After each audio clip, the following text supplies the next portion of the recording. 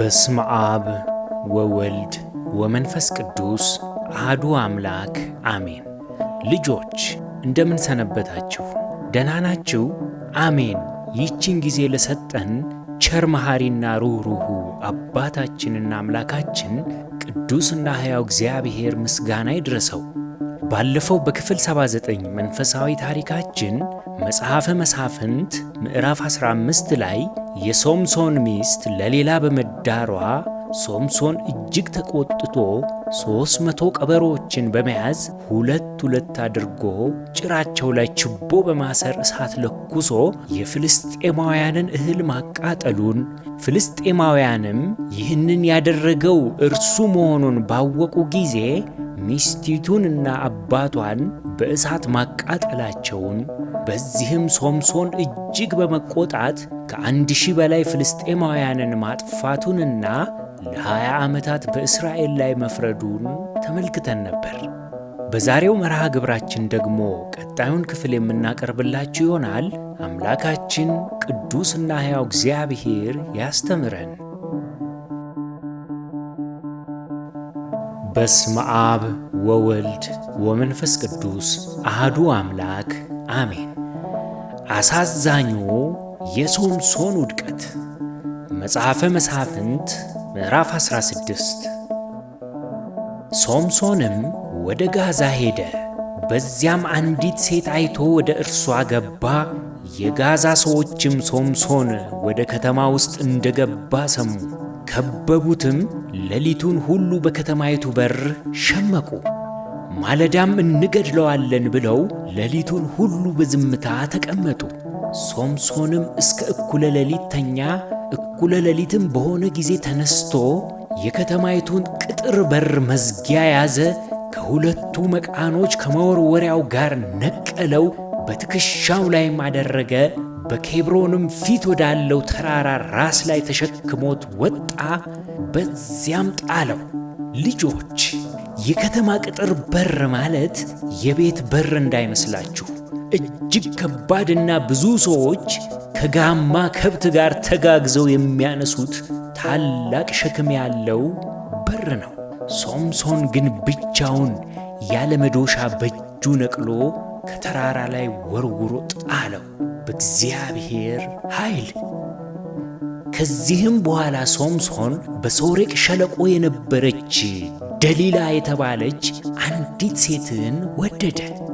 የፍልስጤማውያንም መኳንንት ይህንን ባወቁ ጊዜ ወደ እርሷ መጥተው እርሱን ሸንግለሽ በእርሱ ያለ ታላቅ ኃይል በምን እንደሆነ እኛስ እርሱን ለማዋረድ እናስረው ዘንድ የምናሸንፈው በምን እንደሆነ ወቂ፣ እኛም እያንዳንዳችን 100 ብር እንሰጥሻለን አሏት። በዚህ ጊዜ ደሊላም ሶምሶንን ታላቅ ኃይልህ በምን እንደሆነ እንድትዋረድስ የምትታሰርበት ምን እንደሆነ እባክህ ንገረኝ አለችው።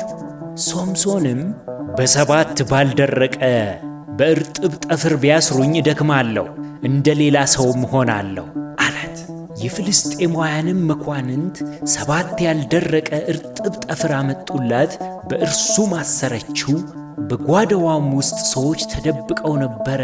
እርሷም ሶምሶን ፍልስጤማውያን መጡብህ አለችው። እርሱም የተልባ እግር ፈትል እሳት በሸተተው ጊዜ እንዲበጣጠስ ጠፍሩን በጣጠሰው፣ ኃይሉም በምን እንደሆነ አልታወቀም። ደሊላም ሶምሶንን እነሆ አታለልከኝ፣ የነገርከኝ ሐሰት ነው። አሁንም የምትታሰርበት በምን እንደሆነ እባክህ ንገረኝ አለችው።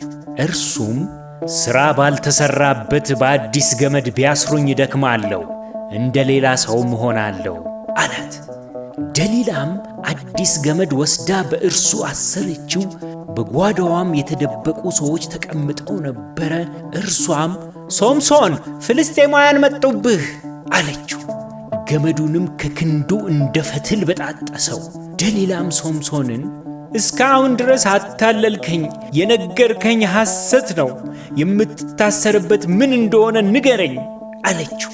እርሱም የራሴን ጠጉር 7ቱን ከጉንጉን ድር ጋር ብትጎነጉኘው በችካልም ብትቸኪው ደክማለሁ፣ እንደ ሌላ ሰውም ሆናለሁ አላት። ሶምሶንም በተኛ ጊዜ ደሊላ የራሱን ጠጉር 7ቱን ጉንጉን ከድሩ ጋር ጎነጎነችው፣ በችካልም ቸከለችውና ሶምሶን ፍልስጤማውያን መጡብህ አለችው። ከእንቅልፉም ነቃ፣ ችካሉንም ከነቆንዳላው ድሩንም ነቀለ። እርሷም አንተ ወድሻለሁ ትለኛለህ፣ ልብህ ከኔ ጋር አይደለም። ስታታልለኝ ይህ 3ኛ ጊዜ ነው። ታላቅ ኃይል በምን እንደሆነ አልነገርከኝም አለችው። ዕለት ዕለትም በቃሏ ነዘነዘችው፣ አስቸገረችው። ነፍሱም እስከ ሞት ድረስ ተጨነቀች። እርሱም ከእናቴ ማኅፀን ጀምሬ ለእግዚአብሔር የተለየው ነኝና በራሴ ላይ ምላጭ አልደረሰም። የራሴንም ፀጉር ብላጭ ኃይሌ ከእኔ ይሄዳል፣ እደክማለሁም፣ እንደ ሌላ ሰውም እሆናለሁ ብሎ የልቡን ሁሉ ገለጠላት። ያሳዝናል። ሶምሶን እግዚአብሔር ለእርሱ ብቻ የገለጠውን ታላቁን ምስጢር ያለ ቦታው ገለጠ። ልጆች አስተውሉ። መንፈሳዊ ውድቀት የሚመጣው በድንገት አይደለም። አስቀድሞ ነገሮችን አቅልሎ በመመልከት ቀጥሎም ለተደጋጋሚ ፈተና ራስን በማጋለጥ ከዚያም እንላመድና ቸልተኛ ግድ የለሽም እንሆናለን። ግን ውድቀት ባልጠበቅነው ሰዓት ይሆናል። በኃጢአት ብንወድቅም በንስሐ በቀላሉ እንደምንመለስ በማሰብ ሆነ ብሎ መደፋፈር እጅግ አደገኛ ውጤት አለው። ምንም እንኳን ከልባችን በንስሐ ብንመለስ ቸሩ አባታችን እግዚአብሔር ይቅር ቢለንም ለሰራነው በደል ግን ተመጣጣኝ ቅጣት ሳንከፍል ግን ፈጽሞ አናመልጥም። እግዚአብሔር ቸር አባት ቢሆንም ፈራጅ ዳኛ መሆኑን መዘንጋትም የለብንም። ከዚህም በኋላ ደሊላ ሶምሶን የልቡን ሁሉ እንደገለጠላት ባየች ጊዜ የልቡን ሁሉ ገልጦልኛልና ይህን ጊዜ ደግሞ ኑ ብላ ላከችና የፍልስጤማውያንን መኳንንት ጠራች። የፍልስጤማውያንም መኳንንት ብሩን በእጃቸው ይዘው ወደ እርሷ መጡ። እርሷም ሶምሶንን በጉልበቷ ላይ አስተኛችው። አንድ ሰውም ጠራች። እርሱም 7ቱን የራሱን ጠጉሮች ላጨው። ልታዋርደውም ጀመረች። ኃይሉም ከእርሱ ተለየ፣ ሄደ። እርሷም ሶምሶን ሆይ ፍልስጤማውያን መጡብህ አለችው። ከእንቅልፉም ነቅቶ እወጣለሁ፣ እንደ ወትሮም ጊዜ አደርጋለሁ አለ። ነገር ግን እግዚአብሔር ከእርሱ እንደተለየው አላወቀም። ልጆች አስተዋላችሁ? ሶምሶን በእግዚአብሔር የተነገረውን ምስጢር አሳልፎ ከሰጠ በኋላ እንደ ቀድሞ የሚያደርግ መስሎት ነበር። ኃያሉ ሶምሶን ግን ተዋርዷል። የእግዚአብሔር ኃይል ከእርሱ መለየቱን እንኳን አላወቀም ነበር። አንዳንድ ጊዜ የእግዚአብሔር ጸጋ በእኛ ላይ ሲሰራ አክብረን ልንይዘው ይገባል። አንዴ እንደ ዋዛ ከተወሰደ ግን እኛ አብሮን ያለ ሊመስለን ይችላል፣ ግን ብቻችንን ቀርተናል። ቀድሞ በቀላሉ የምናደርጋቸው ነገሮች የማይቻሉና የማይሞከሩ ታላቅ ተራራም ይሆኑብናል። በዚህ ጊዜ ወዲያው መዋረዱን ያወቁ ፍልስጤማውያን ሶምሶንን ይዘው ዓይኖቹን አወጡ። ወደ ጋዛም አምጥተው በናስ ሰንሰለት አሰሩት። በግዞትም ቤት በእስርም ቤት አስገብተው እህል እንዲፈጭ አደረጉት። የራሱንም ጠጉር ላጩት።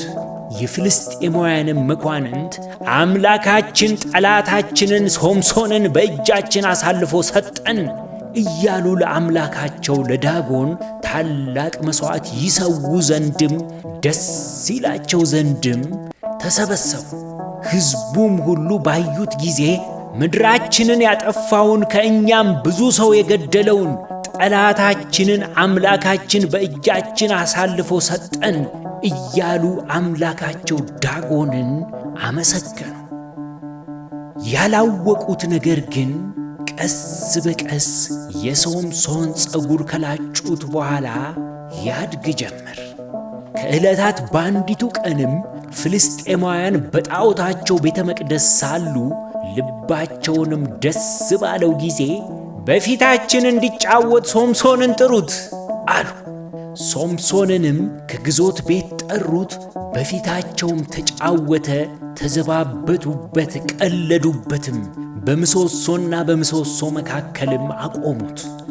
ሶምሶንም እጁን የያዘውን ብላቴና ቤቱን የተደገፉበትን ምሰሶዎችን እጠጋባቸው ዘንድ እባክህ አስይዘኝ አለው። በቤቱ ውስጥም ወንዶችና ሴቶች ሞልተውበት ነበረ። የፍልስጤማውያንም መኳንንት ሁሉ በዚያ ነበሩ። በቤቱ ምሰሶ ላይ ሶምሶን ሲጫወት የሚያዩ 3,000 የሚያህሉ ወንዶችና ሴቶች ነበሩ።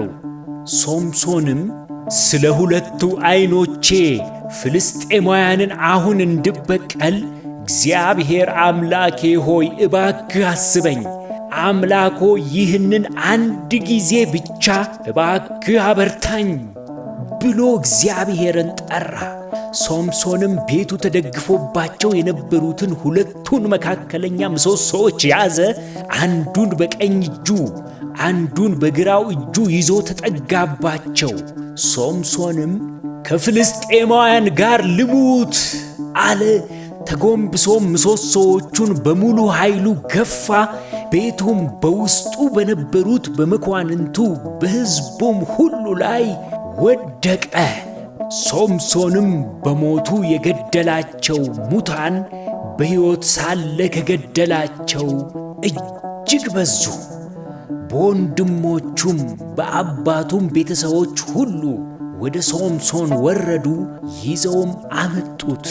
ሶምሶንም ሞቶ ነበር። በጾርና በኤሽታኦል መካከል በአባቱ በማኑሄም መቃብር ቀበሩት።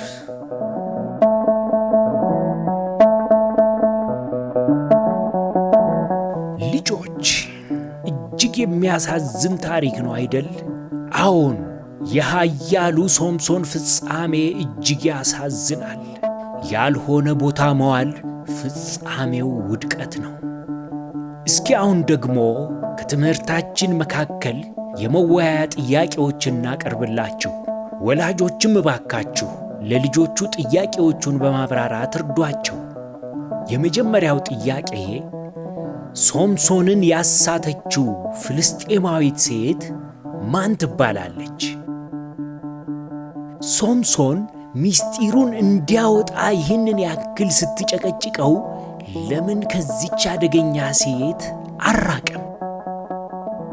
ሶምሶን በሐሰት የተናገራቸው ኃይሉ የሚደክምባቸው ምስጢራት ምን ናቸው? በመጨረሻም እውነተኛውን ምስጢር ምን ብሎ ነገራት? በሕይወቱ ፍጻሜ ሶምሶን ፍልስጤማውያንን እንዴት አድርጎ ተበቀለ? ከዚህ ታሪክ ምን ተማራችሁ? ልጆች፣ ከዚህ ታሪክ የምንማረው ታላቁ ትምህርት ለእኛ ከማይሆን መጥፎ ቦታዎች ላይ ፈጽሞ መራቅ እንዳለብን ነው። ሶምሶን ደሊላ አደገኛ ሴት መሆኗን ያውቃል፣ ግን በቸልታ አብሯት ቆየ። አብሯት በዘገየ ቁጥር ጊዜያዊ ስሜቱ ታላቁን ዓላማ አስረሳው። ሶምሶን ከኃጢአት ጋር ቁማር ተጫወተ፣ በተደጋጋሚ ዋሸ። ከአንድም 2-3 ጊዜ አደገኛ ሙከራዎች ቢገጥሙትም ናቃቸው። የሚገርመው የእግዚአብሔር ኃይል እንኳን ከእርሱ መለየቱን ሶምሶን አላወቀም ነበር። ሶምሶን ኃላፊነቱን ዘንግቶ ቀለደ። ቀልድ አደገኛ አዝማሚያዎችን አቅልሎ ያሳየናል። ደሊላን 2 እና 3 ጊዜ አታለለ። በአራተኛው ጊዜ ግን ነፍሱ ተጠመደች። ምስጢሩን ገልጦ ሀገሩን አጋለጠ። የሶምሶን ጸጉር ተራ ጸጉር አልነበረም። ከእግዚአብሔር ጋር የቆመ የናዝራውያን የቃል ኪዳን ምልክት ነበረ እንጂ። እግዚአብሔር ተደጋጋሚ ዕድሎችን፣ ማስጠንቀቂያዎችን ቢሰጠውም ሶምሶን ግን በቸልታ አለፋቸው። ልጆች፣ የእግዚአብሔር የምሕረት ዝምታ ለእኛ በደል ፈቃድ መስጠት ማለት አይደለም። ሶምሶን አስቀድሞ ኃይሉን፣ ነፃነቱን፣ ቀጥሎ ዐይኖቹን፣ በመጨረሻም ነፍሱን አጣ። የኀጢአትም ደሞዝ ተከፈለው። በርግጥ በመጨረሻው ሰዓት እግዚአብሔር ንስሐውን ተቀብሎ ኃይሉን መልሶለታል። ግን ሶምሶን የራሱንና የእስራኤልን ዓላማ ይዞ ተቀበረ። የሀገሩን ሕልም አጨነገፈ። በእጅጉ ያሳዝናል። ልጆች፣ እኛም ያልሆነ ቦታ ከተገኘን እንዲሁ የራሳችንን፣ የቤተሰቦቻችንን፣ የሀገራችንንም ታላቅ ሕልም ልናጨነግፍ እንችላለንና ራሳችንን መጠበቅ፣ ከአደገኛ ጓደኝነት መለየት እንዳለብን ከዚህ ታሪክ ተምረናል ማለት ነው። የዛሬው መርሃ ግብራችን ይህንን ይመስል ነበር። ያስተማረን የመከረን የአባቶቻችን የቅዱሳን አምላክ የእኛም አምላክ ብሩክና ቅዱስ እግዚአብሔር ምስጋና ይድረሰው። የእግዚአብሔር ቸርነት፣ የእመቤታችን የቅድስት ድንግል ማርያም ማላጅነት፣ የጻድቃን የቅዱሳኑ ሁሉ ተራዳይነታቸው አይለየን። ወስብሐት ለእግዚአብሔር።